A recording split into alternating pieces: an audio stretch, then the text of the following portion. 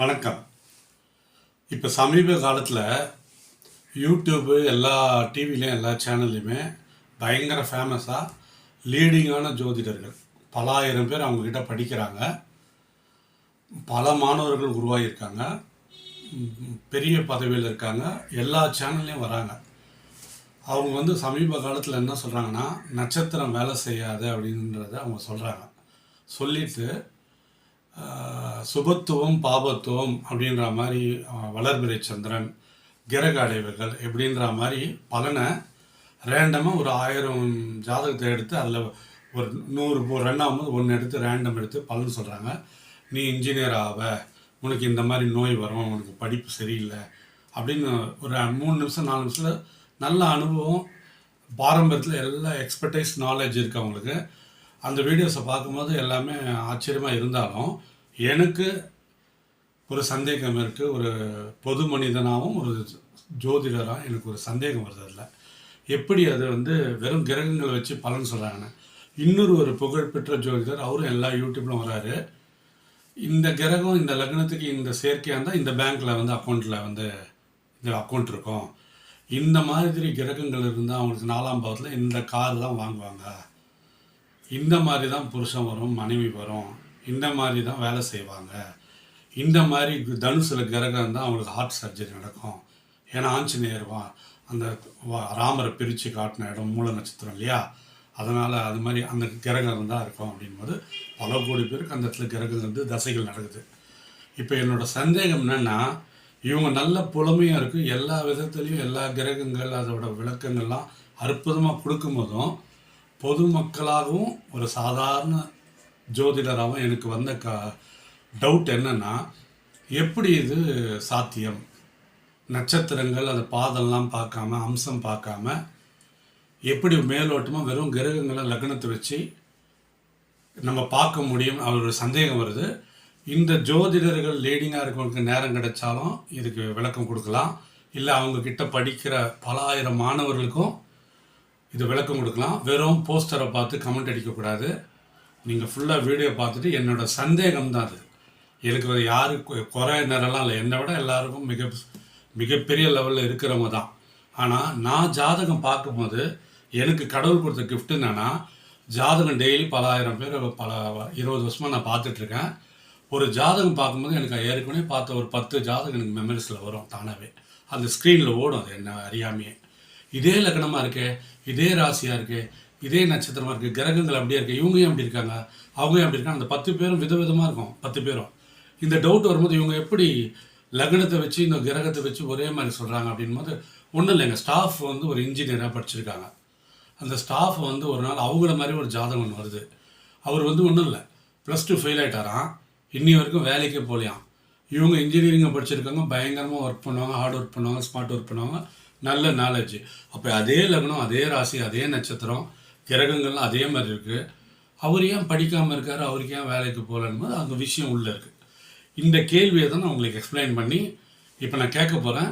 எந்த துறை ஜோதிடராக இருந்தாலும் நான் கேட்குற கேள்வி, சந்தேகம்ன்றது நட்சத்திரமே இல்லாமல், அம்சமே இல்லாமல் நீங்கள் எப்படி இந்த மாதிரி ஒரு பலனை சொல்ல முடியுன்றத இப்போ லேட்டஸ்ட்டாக 2 ஜோதிடரை தான் நம்ம மீன் பண்ணுறோம். அவங்களுக்கு அற்புதமான சீடர்கள் இருக்காங்க, ஃபெமிலியர், எதை கேட்டாலும் ஆன்சர் சொல்கிறாங்க. ஆனால் சுபத்துவம் பாபத்துவம் வளர்பிறை சந்திரன் தான் நல்லா இருக்குது, நீ இதை தான் படிப்ப, நீ இதை தான் படிப்ப, நான் நட்சத்திரமே பார்க்கல கிரகம்னு சொல்கிறாரு. இன்னொருத்தர் இந்த கார் தான் வாங்குவேன், இந்த ஊரில் தான் இருப்பேன், இந்த ஹாஸ்பிட்டல் தான் போவேன், இந்த கோயில் தான் உங்கள் கோயில், இந்த உங்கள் அப்பா பேர் இது, அம்மா பேருன்றது. இந்த 2 விதமான பலன்கள் சொல்கிறவங்களுக்கு தான் என் சந்தேகம், இந்த அடியனின் சிறிய சந்தேகம். யாராவது விளக்கம் சொல்லுங்கள், கமெண்ட் வேணாம், விளக்கம். ஏன்னா இது ஒரு ஆஸ்ட்ரோ லாஜிக், ப்ராக்டிக்கலாக எல்லாரோட டவுட்டாகவும் நான் கேட்குறேன். இது ஒரு ஜாதகத்தை வச்சு நான் பேசுகிறேன். பொதுமக்களும் யாருன்னா பார்த்தீங்கன்னா இது கரெக்டாக, என்னோட கேள்வியோ சந்தேகமோ கரெக்டான்றதை பாருங்கள். இது தாழ்மையோட சிறந்த ஜோதிடர்கிட்ட நான் வைக்கிற ஒரு சந்தேகம். இப்போ உதாரணத்துக்கு இந்த ஜாதகத்தை பாருங்கள். மேஷ லக்னம் மேஷ ராசி பரணி நட்சத்திரம், அதாவது 15 ஏப்ரல் 2002 காலை 6 மணின்னு போட்டிருக்கேன். சென்னையில் பிறந்ததாக போட்டிருக்கேன். இந்த ஜாதகத்தை நல்லா பாருங்கள், பொதுமக்களும் இதை கவனிக்கலாம். இப்போது இந்த ராசியை மட்டுமே எடுத்துப்போம். இந்த ராசியை வச்சு தான் எல்லாருமே இப்போ வந்து பலன் சொல்கிறாங்க. வெறும் கிரகங்களை வச்சு சொல்கிறாங்க. இப்படி தான் 2ல் செவ்வாய் தான் உங்கள் குடும்பத்தில் சுப்பிரமணியன்னு ஒருத்தர் இருப்பார், செவ்வாய் ராகு சனி இருந்தால் குடும்பம் கெட்டு போச்சு, சுபர் பார்வை இல்லை, இங்கே அமாவாசை சூரியன் சந்திரன் இருக்கிறதால இங்கே நல்லா இல்லை அப்படின்னு ஒரு பலனை இப்போ சொல்கிறாங்க கிரகத்தை வச்சு. இது வந்து உதாரணத்துக்கு இப்போ 2002 சித்திரை 2ஆம் தேதி பிறந்திருக்காங்கன்னு வச்சுப்போமே. இந்த 30 நாள் ஒரு கணக்கு வச்சுப்போங்க. இந்த 30 நாள் இந்த சித்திரை மாதமும் இங்கே வந்து கிரகங்கள் மாறிக்கிட்டே இருக்கும். என் கேள்வி என்னன்னா, 2 மணி நேரத்துக்கு ஒரு லக்னங்க. இந்த லக்னம் இருக்குல்லையா, மேஷ லக்னம், இது வந்து 2 மணி நேரத்துக்கு தோராயமாக இருக்கும். இந்த 2 மணி நேரன்றது நம்ம எப்படி எடுத்துக்கலாம்னா, 30 டிகிரி ஒரு லக்னம். ஒரு டிகிரின்றது 30 டிகிரி. ஒரு டிகிரி அப்படின்றது 1 கிலோமீட்டர்னு எடுத்துப்போம். 30 டிகிரின்றது 30 கிலோமீட்டர். அப்போ இதோட அர்த்தம் என்னென்னா, இந்த லக்னம் 2 மணி நேரம் இங்கே தான் இருக்க போது இவங்க சுபத்துவம் பாபத்துவம், இந்த கிரகில் இருந்தால் இப்படி தான் சாமி வரும், இப்படி தான் காரு, இப்படி தான் பேங்க்லேருந்து அக்கௌண்ட் வாங்குன்னு சொல்கிறவங்களுக்கு என் சந்தேகம் இது தான். முதல் டிகிரின்றது ஃபஸ்ட்டு கிலோமீட்டர் பாரிஸ் கார்னர் ஜிஎஸ்டியில், 2வது டிகிரின்ற 2வது கிலோமீட்டர்ன்றது மவுண்ட் ரோடு, 3வது டிகிரின்ற 3வது கிலோமீட்டர் வந்து டிஎம்எஸ். இப்படியே கொஞ்சம் கொஞ்சமாக கிலோமீட்டர் போகும்போது சைதாப்பேட்டை, கிண்டி, குரோம்பேட்டு, தாம்பரம், வண்டலூர், வண்டலூர், அப்புறம் வந்து சிங்கப்பெருமாள் கோயில், அப்படியே போயிட்டு செங்கல்பட்டு போனால் 30 கிலோமீட்டர். இப்போது இந்த லக்னத்தில் பிறந்தவங்க ஒரு காரில் ட்ராவல் ஆகிறான் வச்சுங்க, இந்த 2 மணி நேரத்தில் அவங்க ஜிஎஸ்டி ரோடு தான், பாரிஸ் கார்னரில் அந்த கார் வருதா, இல்லை மவுண்ட் ரோடில் வருதா, சைதாப்பேட்டில் வருதா, கிண்டியில் வருதா, பரங்கிமலையில் வருதா, மீனம்பாக்கத்தில் வருதா, பல்லாவரத்தில் வருதா, குரோம்பேட்டில் வருதா, தாம்பரத்தில் வருதா, வண்டலூர் ஜூவாண்டா வருதா, அதை தாண்டி செங்கல்பட்டை வந்தால் போவதான்றது ஒரு நிர்ணயம் இருக்குல்ல, டிராஃபிக் எல்லாம். இந்த 30 கிலோமீட்டரை தாண்டறதுக்கு 1 கிலோமீட்டர் தாண்ட 4 நிமிஷம் ஆகுது. அதாவது டிகிரி, ஒரு டிகிரி அந்த 2 மணி நேரத்தில் தாண்ட 4 நிமிஷம். அதாவது 1 கிலோமீட்டர் அந்த கார் ட்ராவல் ஆகிறதுக்கு 4 நிமிஷம். அப்போ 120 நிமிஷத்தில் இந்த 30 கிலோமீட்டர் அடையுது. இப்போ 120 நிமிஷன்றது 2 ஹவர், ஓகேங்களா? இப்போ என் கேள்வி தாங்க, இப்போ தான் இந்த கேள்வியை என் சந்தேகத்தை வைக்கிறேன், இதை மைண்டில் வச்சுங்க. இந்த லக்னம் 2 மணி நேரம் இருக்க போது 6 மணிக்கு ஒரு குழந்தை பிறகுதுங்க. எங்கே? சென்னையை மட்டும் எடுத்துப்போங்க ஒரு உதாரணத்துக்கு. தமிழ்நாடு இந்தியாலாம் வேணாம். இந்த டேட்டில் 15 ஏப்ரல் 2002 காலையில் அந்த சூரிய உதயம் ஆகிற 6 மணிலேருந்து 8 மணி வரைக்கும் இந்த லக்னம் இருக்குங்க. இந்த லக்னம், இந்த கிரகங்கள் எல்லாம் அப்படியே தான் இருக்க போகுது 2 மணி. நல்லா புரிஞ்சுங்க, இந்த ஒரு கிரகம் கூட மாறாது. ராசி, நட்சத்திரம், சந்திரன் எதுவுமே இந்த 2 மணி நேரத்துக்கு மாறாதுங்க.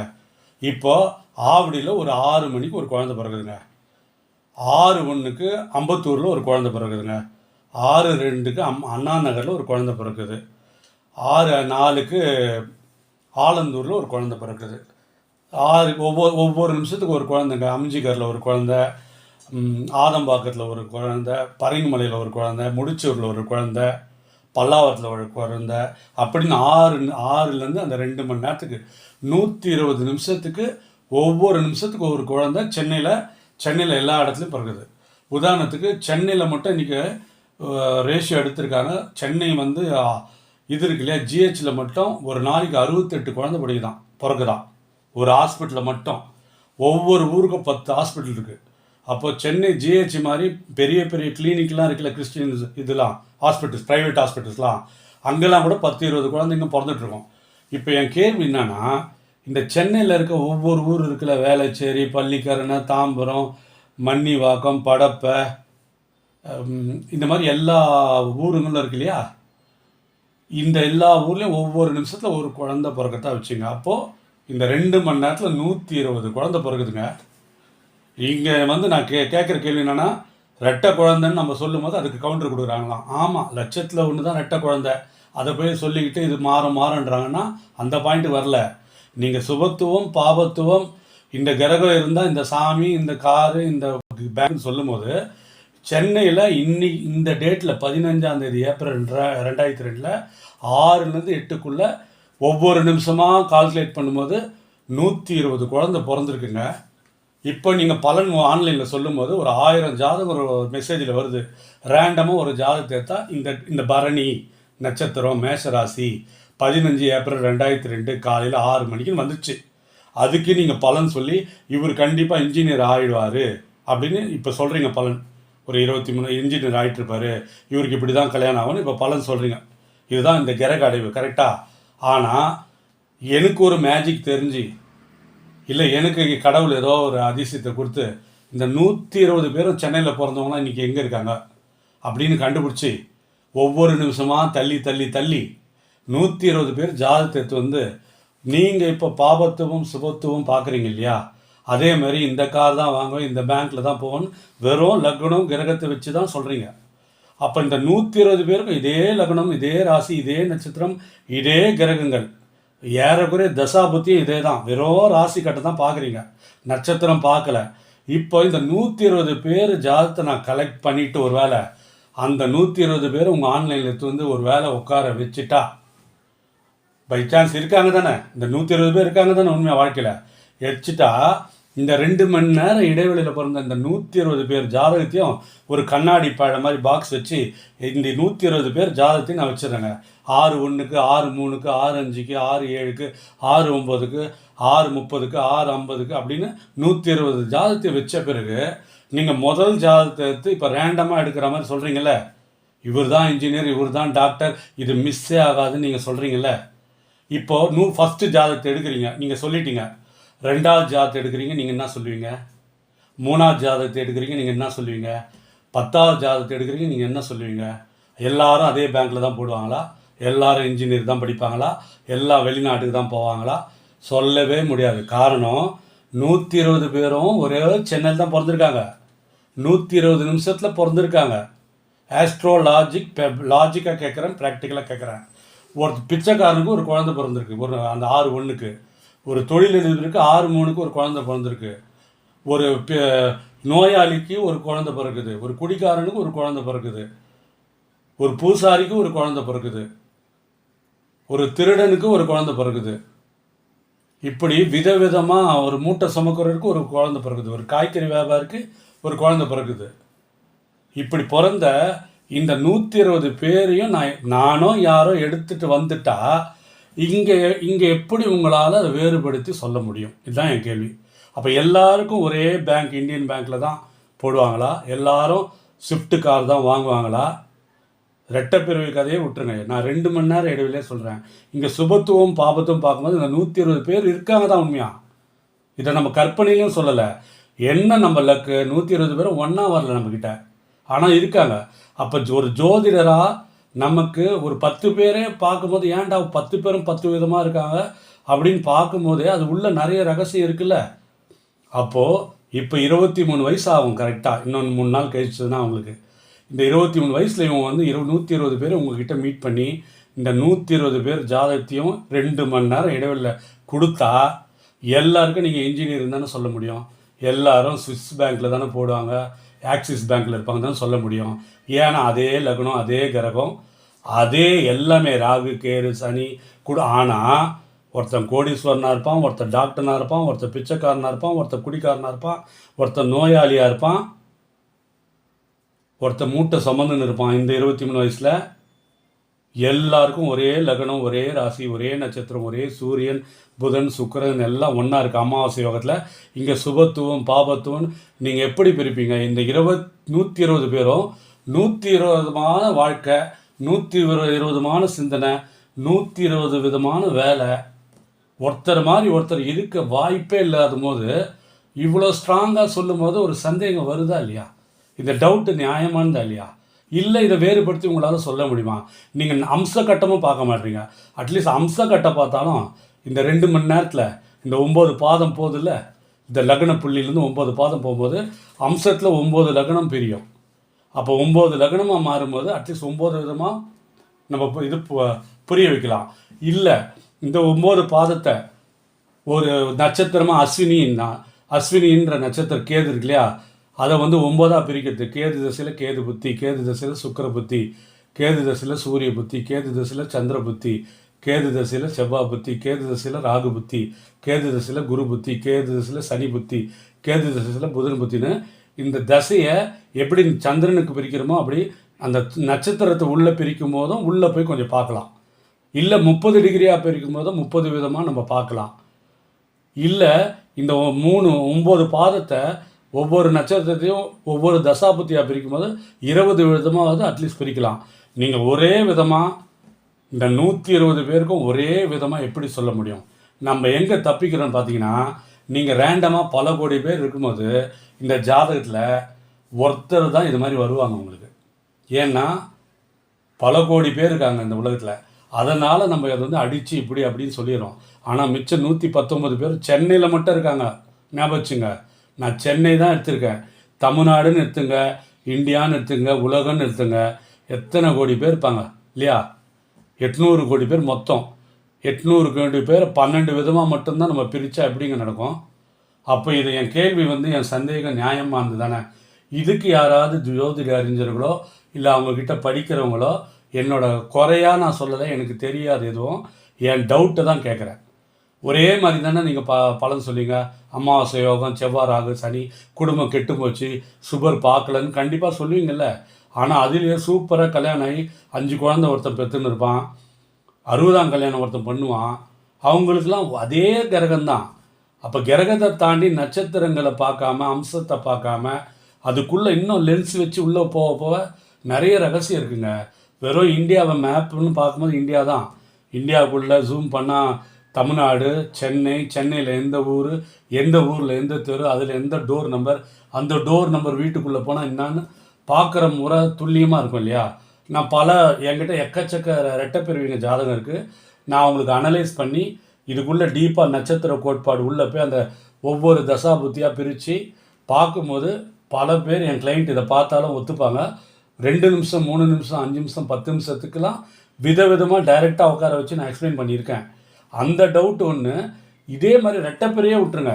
நான் பார்க்கும்போது பழைய ஜாதகம் ஒரு 10 ஜாதகம் எனக்கு ஞாபகம் வரும்போது இவங்கள மாதிரி இன்னொருத்தர் இல்லையே, சொந்தக்காரலேயும் ஞாபகம் வருது, ஃப்ரெண்ட்ஸ்லேயும் ஞாபகம் வருது. ஒருத்தர் மாதிரி இன்னொருத்தர் இல்லாமல் இவங்க ஆணித்தரமாக கிரகங்கள் வச்சு அப்படி இப்படி ஆகிடும் அப்படி ஆகிடும் சொல்லும்போது இவங்க சொல்கிறது அந்த வாடிக்கையாளருக்கு இவங்களோட புலமை, இவங்களோட அறிவு, இவங்களோட திறமை செட் ஆகலாம், ஆகுது, நம்பிக்கை சார்ந்தது. நீங்கள் சொல்கிறீங்க அந்த கிளைண்ட்டுக்கு கரெக்டாக கூட இருக்கலாம். பட் ஒரு ஜோதிடராக நீங்கள் மற்ற எல்லாரும் யோசித்து பாருங்கள், இது சாத்தியமா? சென்னையில் மட்டும் குறைஞ்சது 2 ஹவரில் 120 பேர் ஒரே மாதிரி வாழ்வாங்களா? இது ரெட்டைப்பிரிவு கிடையாது. 120 விதமாக வாழறாங்க. 120 நோய்கள் அவங்களுக்கு வருது. 120 துறையில் இருக்காங்க. ஒரு உள்ளூர்லேயே இருக்காங்க, ஒரு சிலர் வெளிநாட்டில் இருக்காங்க. அவங்களுக்கு எல்லாருக்குமே ராமசாமின்றது தான் அப்பா இருப்பாரா? இல்லை முருகரை தான் தம்பியாக இருப்பாரா? மனைவி சுப்புலக்ஷ்மியாக தான் வருமா? நம்ம சொல்கிற பாயிண்ட் பார்த்தா அப்படி தானே இருக்கு. எல்லாருமே இந்தியன் பேங்க்கில் தான் போடுவாங்களான்னா நிச்சயமாக யாராலையும் ஒத்துக்க முடியாதது. இது என்னோடய சந்தேகம். இதை வெறுமனே காமெண்ட் அடித்து உனக்கு என்ன தெரியும் எது தெரியும்னு பேசாமல் நான் என்னோடய டவுட்டை கேட்டிருக்கேன். நீங்கள் தான் சொல்லியிருக்கீங்க மிக சிறந்த ஜோதிடர்கள் எங்களுக்கு தெரியும், எல்லாத்துக்கும் பதில் இருக்குது உங்ககிட்ட. எந்த அடியணின் சிறிய சந்தேகத்தை யாராவது விளக்கிட்டு கமெண்ட் அடிங்க, சரிங்களா? இது நல்லா கவனிச்சிங்க. இதெல்லாம் இந்த பாரம்பரிய முறையிலே தான் நான் கேட்டிருக்கேன் சந்தேகத்தை. இது இயற்கை. ஒரு நாளைக்கு சென்னையில் ஜிஹெச்சில் 68 குழந்தைங்க பிறகுதுன்றாங்க. அது மாதிரி தமிழ்நாடு ஃபுல்லாக எவ்வளோ இருக்கும்? நம்ம சென்னையில் 120 திட்ட உடனே 120 குழந்தை பிறக்குமா அப்படிலாம் கேட்காதீங்க. ஒரு எக்ஸாம்பிள், ஒரு 60 குழந்தை கூட வச்சுங்களேன். அந்த 60 குழந்தைக்கு ஒரே மாதிரி தான் இருக்கும் கிரகங்கள். அப்போ கிரகத்தை எப்படி வேறுபடுத்தி சொல்லுவோம்? இது டெய்லி நடக்கிறது. இந்த 23 வயசில் இந்த ஜாதகத்தை எடுத்து பார்த்தீங்கன்னா இந்த சித்திரை வருதுங்க. அதில் முதல்ல 6லேருந்து 8 மணி வரைக்கும் பிறகுற குழந்தைங்க ஒரு 100 குழந்தைங்க தான் 100 விதமாக தான் வளரப்போகுது. ஏன்னா பிறப்பு, வளர்ப்பு, சுற்றுப்புற சூழல், கர்மா, அவங்க அம்மா அப்பா, அந்த தொழிலதிபர் குழந்தை எப்படி வரும், பிச்சைக்காரன குழந்தை எப்படி வளரும்? அவன் படிக்க வைக்கவே முடியாது பிச்சைக்காரனால், பிளாட்ஃபார்மில் இருக்கும் அது. தொழிலதிபர் ஒரு 7 டாக்டர் இருப்பான் ஒரு பரம்பரில். அந்த குழந்தை இதே லக்னத்தில் இதே கிரகம் இதே நட்சத்திரம் தான் இருக்கும். அப்போ அந்த டாக்டரோட குழந்தை டாக்டர் ஆகுமா? இந்த பிச்சைக்கார குழந்தை டாக்டர் ஆகுமா? அப்போ எப்படி நீங்கள் எல்லாத்துக்கும் ஒன்றா சொல்லும்போது தப்பிச்சுக்கிறோம். பட் நிதர்சனமாக இது எல்லாமே இருக்குல்ல ஆஸ்ட்ரோலாஜிக்கு. அப்போ ஜோதிடம் சார்ந்து நம்ம யோசிக்கும் போது இது யோசிக்க வேண்டிய விஷயம். நீங்கள் சொல்கிற எல்லா விஷயத்தையும் ஏற்றுக்கலாம். நீங்கள் இவ்வளோ ஆணித்தரமாக வெறும் கிரகங்களை வச்சு சொல்லும்போது ஒரு கிரகத்துக்கு ஒரு இன்னொரு கிரகத்துக்கும் எவ்வளோ இடைவெளி, பல கோடிங்க. அந்த லேயர் வந்து பல கோடி. அதை சேர்க்க பார்வைன்றோம், நம்ம பௌர்ணமி யோகன்றோம், அமாவாசை யோகன்றோம், சுபத்துவன்றோம், பாபத்துவன்றோம். 2 மணி நேரத்தில் பிறகுற எல்லா குழந்தைக்கும் ஒரே சுபத்துவம் தான், ஒரே பாபத்துவம் தான். ஒரே மாதிரி இருக்குமா 120 குழந்தைக்குன்ற என் சந்தேகத்தை யாராவது பார்த்தீங்கன்னா உங்களுக்கு நேரம் கிடைச்சா எனக்கு தெளிவுபடுத்துங்க. நன்றி, வணக்கம், வாழ்க வளமுடன்.